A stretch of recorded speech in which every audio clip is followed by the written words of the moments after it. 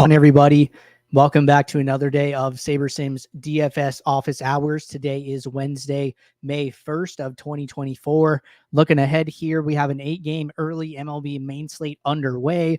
We have a 7-game main slate later this evening for MLB as well. We have a 2-game NBA playoff slate, 2-game NHL playoff slate, and then we have golf teeing off tomorrow. So it should be a fun day of DFS. For those of you who are new here, welcome. My name is Andrew. I'm one of the coaches over here at SaberSim. This is a show where we go over how to use the SaberSim app, answer any and all DFS-related questions. You get your questions in one of 3 ways here. First off, send us an email, support@sabersim.com. Second, post it live in the YouTube chat. Third way, post it in the office hours channel in our Discord server. If you're not in our Discord and want to get access to that channel, there is a link in the description of this video. You also get access to our similar channels, individual sport channels, and you get access to the rest of the SaberSim teams. Can't say enough good things about the Discord. With that said, we do the show Monday through Friday, 4 p.m. Eastern. We do the show on Saturdays at 11 a.m. Eastern. So tune in and get your questions answered. But with that said, did want to remind you guys, because it is Wednesday, of our Birdie Battle golf promotion. If you guys didn't know, we're giving away 2 tickets to next year's Masters in Augusta, and you can win by participating in our Birdie Battle challenge. So there is still time to sign up and get in on the action. So I will drop a link to this page in the description. It is very easy to participate. All you need to do is have an active SaberSim subscription, use our SaberSim logo on DraftKings, fill out our form so we can send you gear and prizes at the end of the season, and then max out the DraftKings birdie contest, which is a $3.20 max for the PGA main slate. And then you will get access to all of our awesome prizes that you can win here. So we have weekly prizes, season-long prizes, etc. here. So awesome time to sign up. Still plenty of time to qualify for the Masters free roll. But with that out of the way, going to pull up the SaberSim app here, and then we are going to jump right in.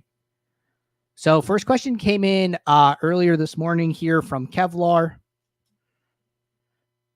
Kevlar said, when creating multiple contest sims, what does the highlighted star signify? So good question. So say, I'm playing today's NBA slate, and maybe I am playing the $1.20 max, and then I'm also playing the $4.20 max, right? So I'm playing both these contests.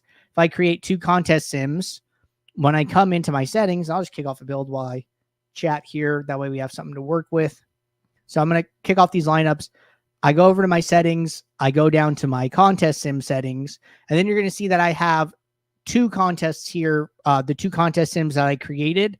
And then one of them is starred here, right? So when you hover over the star, it'll tell you click the star to mark this contest sim as the default for custom metrics. So custom metrics are something that you can create on the Pro and Ultimate plans. So what you do is you go to your sorting metrics, and then you have this option down here on the bottom that says add metric. This is the ability to create your own lineup grading metric. If you want to combine ROI and percentiles and projected score, whatever combination you want, whatever weights you want to use, creating a custom metric is a great way to do that. So when one of the contests sims are starred, so what happens is when we run the contest sim, well, we're going to get values for both of the contest sims that run. And then when you go to your custom metrics and you click this drop down, you have the ability to use ROI, risk adjusted ROI, win rate, cash rate. Well, the question is, how does the builder know which contest values to use? And the answer is the star. So here, if I look at this top lineup and I go and look at the contest sim metrics, well, in the $4.20 max, this lineup has a sim ROI of 285%. And then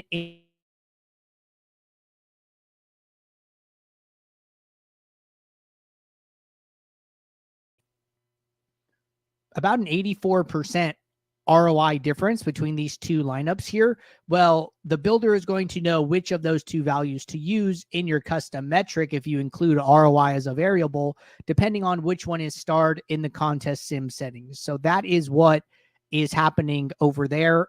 Just a note, if anybody here wants to start messing around with custom metrics, wants to start dabbling with them, my favorite way to do that is go and look at one of the SaberScore formulas and basically use that as a baseline for how to branch out. Maybe you don't like the weights for Saber Score. Maybe you start by adjusting the weights of the variables. Maybe you use these variables to start and then add an additional variable. So I think that the Saber Score formula gives you a very good baseline to start from for getting started with custom metrics, and then you can branch out from there. So that would be my opinion. All right. Good question there. Question here from D-Ray. Is Sean going to be a special guest to give all of us his precious advice and expertise? Hey, we have brought on guests before. I think, a little bit trolling here.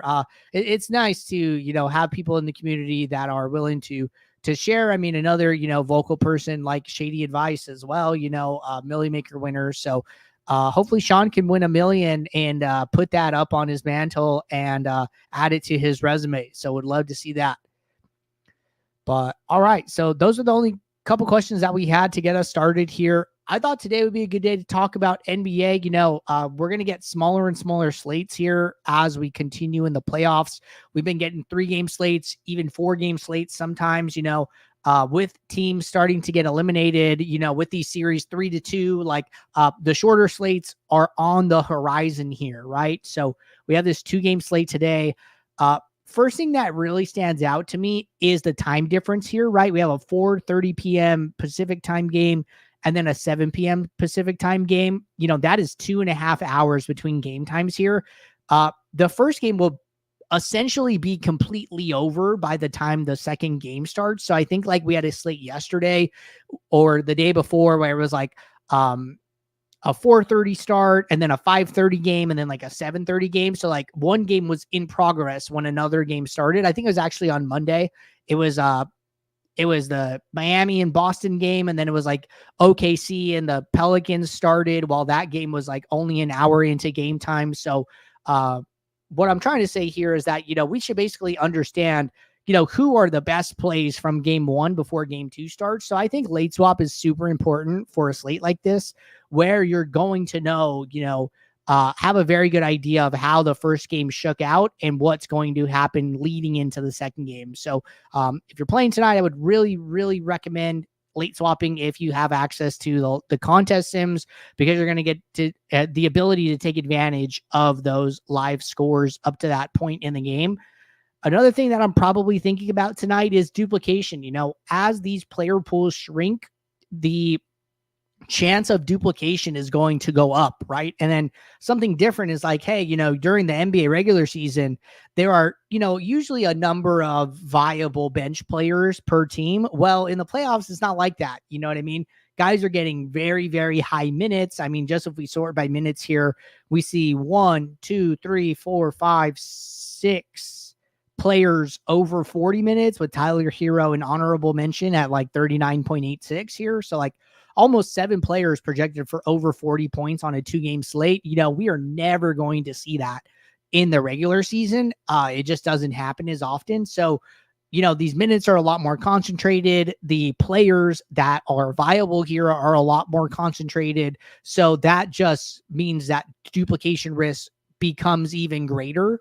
So, usually like we talk about geo mean and stuff, but we talk about it for showdowns. Well, I think on this, 2-game playoff slate, it's going to come into play. So what I would do is, either one, if you're on pro or ultimate, set up your custom metric to have the geo mean for each lineup calculated like this, or set a rule if you're on, standard, advanced, starter, where before you even build your lineups, you're going to, do a lineup aggregate rule where you're going to tell the builder to build lineups with a geo mean less than a number that you calculate here before you build, right? So say you want to, play lineups that are projected to be duped less than 5 times, right? So what I would do is I would do 5 divided by the number of entries in my contest. Say I'm playing the $1.20 max. So it'd be 5 divided by 35,671 in parentheses to the power of 1 divided by 8, where 8 is the number of players in a lineup. So don't get in the habit of just using 6, because, we talk about it for showdown and there are 6 players in a showdown lineup. So that number is specific to how many players are in a lineup. So for DraftKings, there are 8. If you're playing over on FanDuel, there are 9. So be aware of how many players are in a lineup each time you build it. And then, from there, right, if you calculate that number, you can either one, do a lineup filter after a build is run, or you can do it as a rule and then set that up prior, right? So what that would look like here, let me just pull up my entire screen and I'll do that demo again. So pull up my calculator. So I'm going to say 5 divided by 3, 5, 6, 7, 1, close parenthesis, to the power of 1 divided by 8, close parenthesis again, hit equals, basically 33, right? So a geo mean of 33. So what I'm saying is like, hey, I want to come in here and add a filter to show lineups with geo mean less than 33. And then when I click save, it's going to find all the lineups that are above that threshold and move them to the trash. So here it trashed about 82 lineups. I built about 500 here. So, that's about, 10 to 20% of my pool. I think that's great. You know what I mean? I think that's like perfectly fine here. And then I can go and sort by whatever sorting metric I want. So say I'm going to use, risk adjusted ROI for my $4.20 max. And then we can see that, hey, this new top lineup here is really close to that threshold, right? Using a lot of ownership, 32.91 geo mean, but hey, it's below our threshold, so we're comfortable playing it. But if I'm building tonight, the two things I'm worried about, duplication and then late swapping before the second game of the night. So those would be my 2 tips for you for building lineups today with SaberSim. But with that said, we hit the questions in the Office Hours channel, nothing in the YouTube chat. If you guys aren't signed up for the Birdie Battle and are thinking about playing some golf this weekend, make sure to get signed up. I dropped the link to that in the chat here. Don't want to miss out on the opportunity to win free tickets to next year's Masters. So until tomorrow, everybody, I'll be back here 4 p.m. Eastern. Good luck today. Thank you. Take care. Bye.